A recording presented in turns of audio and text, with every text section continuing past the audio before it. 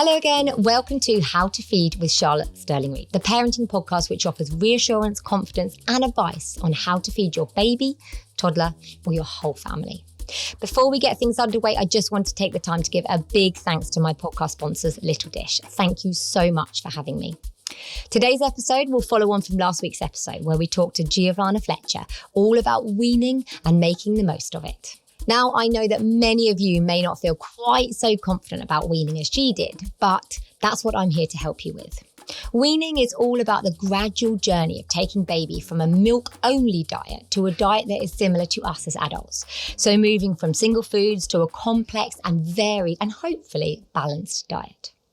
What many people don't realise though is that weaning is a milestone and it needs a lot of effort from your baby's side and also patience from us as parents. It's a learning journey, and just like other milestones such as walking or talking, it needs practice. It's a skill and quite a complex one at that. Babies have to learn to bite and chew and swallow while sitting still in a new environment with new utensils and with something that also tastes very unfamiliar and they've never had before. Now, a few things I really want you to know about weaning are, number one, all babies are different. There is no point in comparing them as they really do not do it all the same. I had the exact experience with my little ones. One took to weaning really easily and the other one was a little bit reserved in terms of her foods. Some take to it really, really readily and others are a lot slower with the weaning journey. So try to follow their lead. Take it at their own pace and really importantly, don't compare.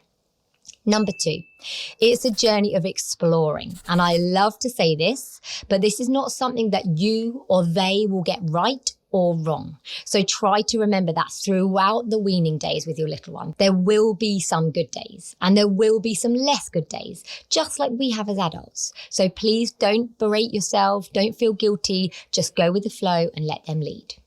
Number three, variety early on is your friend. At around 6 months, there's actually what we call a window of opportunity where some babies are really willing to accept more and try new things. So it's a really good time to capture that. The more variety you can offer early on, the better. I'll share more tips with you later, but these are 3 key things to really try to remember throughout your weaning journey. Try to take those pressures off yourself and off of them and think about enjoying the experience a little more together if you can. It really can make all the difference to how they enjoy their meals and how you enjoy the weaning journey too. To help some of you feel more confident about weaning, I thought I'd take some time to answer some of your questions at home when it comes to weaning your babies. I've been told to wean my baby early, but I'm not sure they are quite ready. What shall I do? So something that I am often asked about is early weaning for babies. Now, quite often, people in the medical profession might recommend you wean your baby early. The one thing I would say is it's really important to get down to the nitty-gritty of why this is. If it's me, I'd be asking why they're recommending to wean early, if it's going to make a difference, if there's any need for it. The other thing I'd also be asking really strongly is if your baby is actually ready for it physically. There are 3 signs of readiness we like to talk about. This is that baby can sit up, they can hold their head and neck steady, they can see food, pick it up and bring it to their mouths by themselves, and they can have less of a tongue thrust reflex. So if you pop your finger on their bottom lip, their tongue will protrude out, but as they get towards 6 months, that protrusion will be a lot less. So these 3 things that can tell you your baby are ready, because if they can sit up and hold their head and neck steady, they can swallow food more readily. If they can see food and bring it to their mouth themselves, it means they're ready for self-feeding. And if they're not constantly protruding their tongue out of their mouth at touch, it means that they're more likely to be able to swallow that food more readily. So those 3 signs are really key to be able to see. And if your baby isn't showing them, I would certainly question why a baby needs to start weaning early. I'm due to start weaning in a week and I really want to try baby-led weaning, but I'm so nervous of offering finger foods as it seems so much harder for them. What do you advise? So when it comes to weaning your baby, there are 2 schools of thought, really. There's the idea of baby-led weaning, where we start offering baby pieces of food right from the start of weaning. We let them feed themselves right from word go. There's also the more traditional approach, or sometimes called spoon-fed approach, where baby is given foods that are generally pureed or blended up off of a spoon. Now, I'm a strong believer that you don't need to have one or the other only. There is definitely benefit of combining those two approaches, because if you're combining those two approaches, baby can self-feed, they can experience finger foods, they can learn to bite and chew more complicated textures, but they can also get more variety on the end of a spoon as well. And they can also learn how to use utensils and self-feed with a spoon right from the beginning of weaning. It's also great for parents who are a little bit nervous. So just like yourself, if you're a bit nervous of going straight in there with finger food, the purees and mashes can be a really smooth transition onto weaning rather than going straight in with some of those foods. However, having said that, it is really important to offer finger foods fairly early on in the weaning journey. And the reason for this is because it helps with hand-eye coordination. It helps with self-feeding. And there is some research that actually babies feeding themselves early on can help them to regulate their appetites and learn how much more or less they want when it comes to food. But there's no reason why you only need to take one approach. If you are a bit nervous about baby-led, go in there, try a few foods, make the texture a little bit more complicated of some of their purees before you start offering finger foods, but do make sure to get those finger foods in nice and early on. If you're nervous, you could go on a first aid course. They do lots of first aid course around baby weaning, and it can be really, really helpful to give you the confidence to know what to do if choking did happen, for example. And also just try and experiment, lots of feeding baby different textures, but making sure they're super soft. So if you have a finger food, it should squidge nicely between your finger and thumb so that when it goes in baby's mouth, they can actually crush that food easily between their gum and the top of their mouth or their tongue. Also, babies don't need teeth to be able to eat food. Their gums are very hard. If you ever get your finger stuck in their mouth, you will know that. Their gums are super hard, so they don't need teeth. And they can absolutely explore super soft finger foods at the start of weaning. But try not to put too much pressure on yourself. And the one thing you can really do is eat with your baby. They will learn so much from observation, from watching you eat. So try and do plenty of eating with your baby too.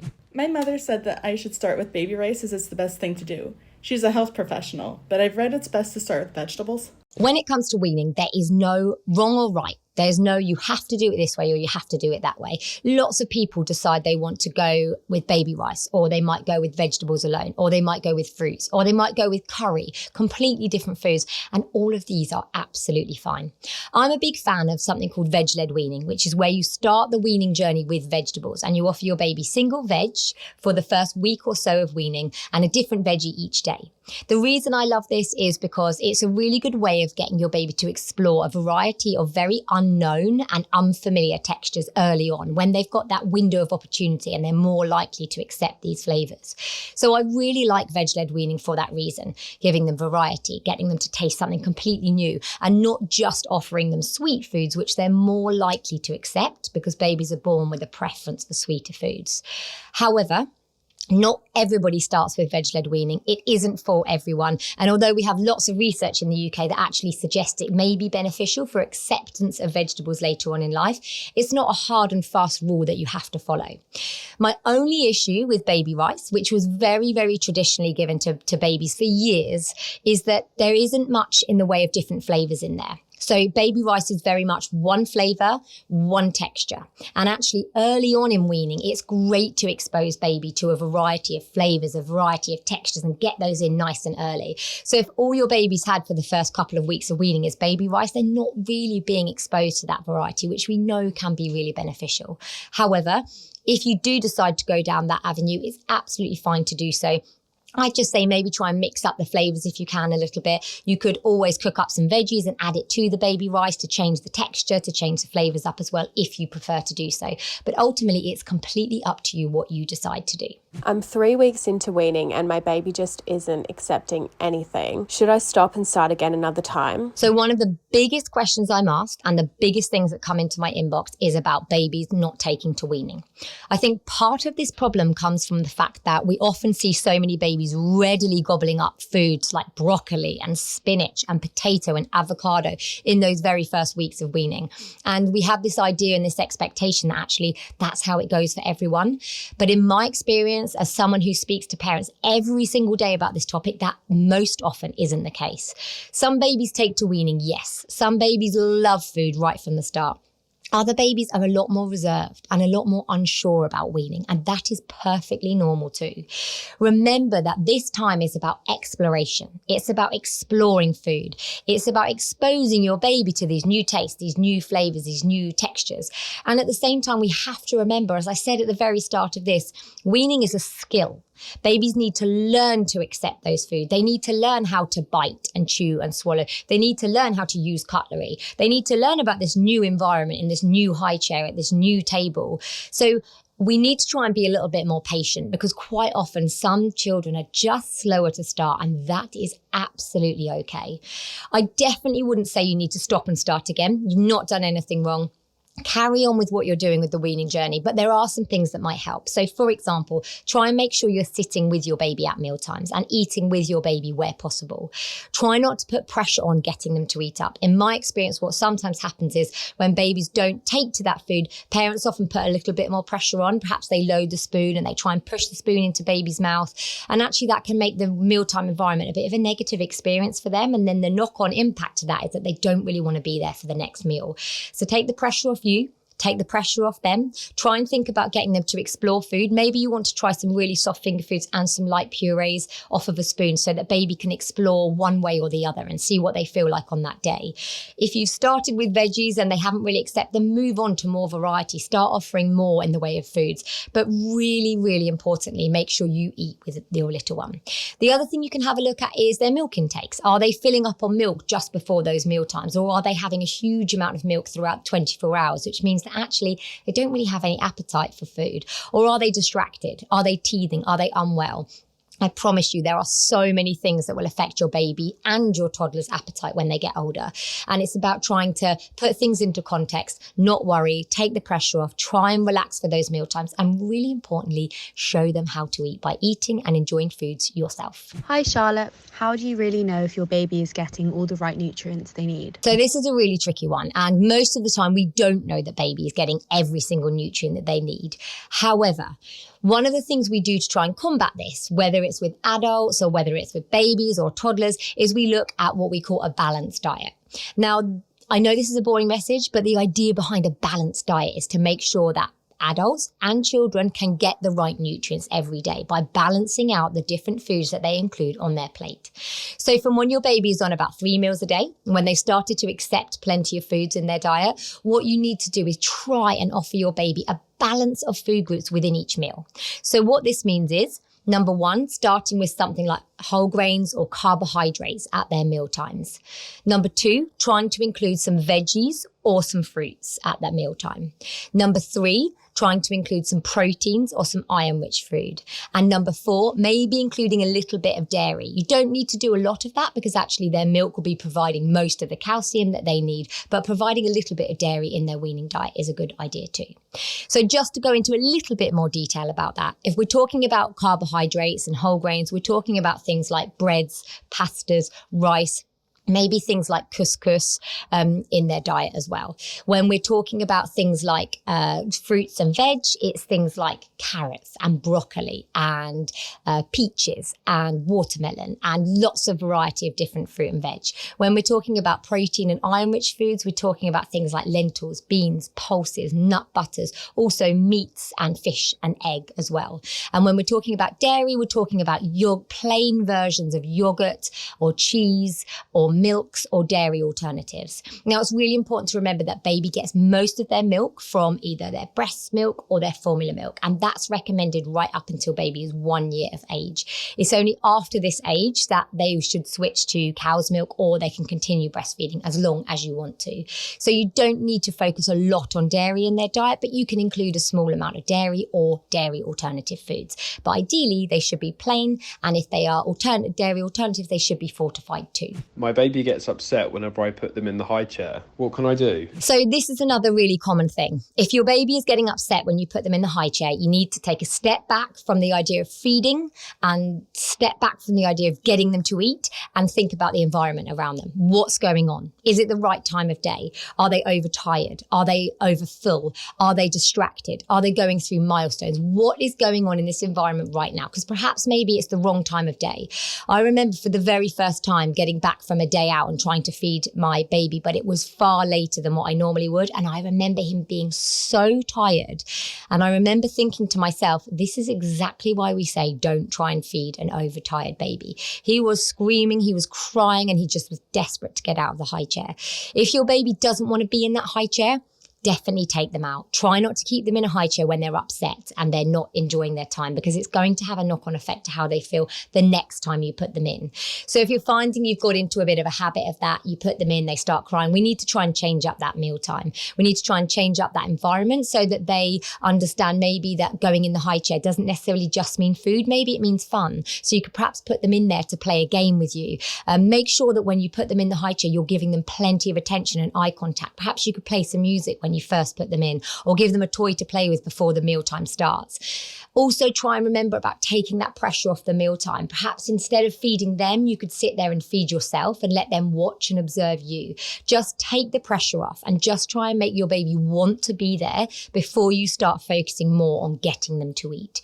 It's really common and it can happen a lot, but you just need to think about the environment and how you can change it up. I have a 9-month-old who is loving foods but has really dropped their milk feeds. Is this okay? So it's actually really common for some babies. I know we've talked a lot already about some babies not taking to weaning, but the other option can be true as well. Some babies really take to weaning and they are loving their food and they're really not that interested in milk.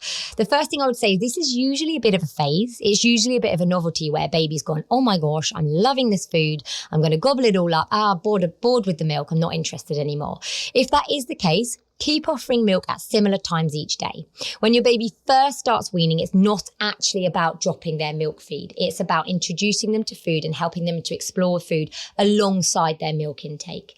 Their milk intake normally starts to drop between about 10 and 12 months of age. Sometimes it's a bit sooner, sometimes it's a bit later. It really varies from baby to baby.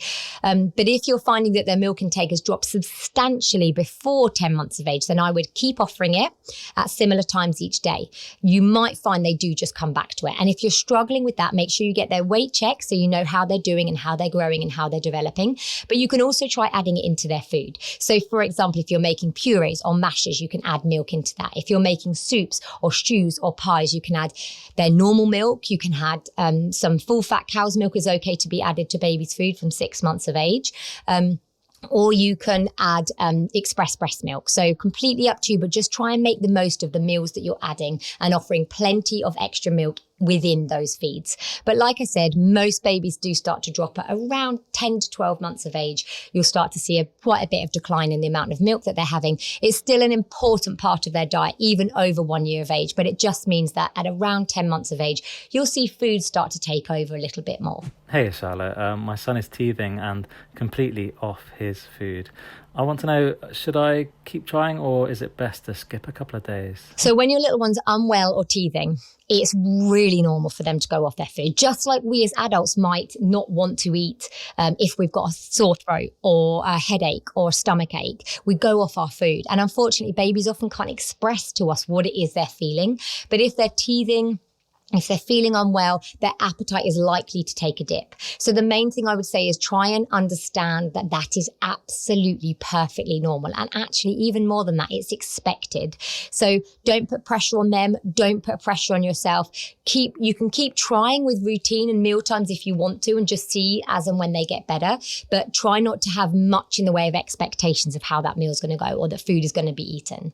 One of the things I would do, and a tip that I often share, is if your little one isn't feeling well, try and stick to a similar routine each day, but maybe just try a really small amount of food. You could always keep some food back and have some food that you put on their plate so that you can keep the food that hasn't been touched and hasn't been eaten for the next day, or even freeze it and try again another day. If your little one's really unwell and in a really bad way and they're falling asleep, of course, skip meal times and try not to worry about it. But if you can, try and keep that routine up so they don't get out of the habit of having it, as long as they're comfortable to be there in the high chair. And like I said, just take the pressure off you, take the pressure off them, and expect that there's going to be a few days where the food doesn't really get eaten. I'm so scared of choking that I haven't offered any finger foods yet. My baby's 8 months.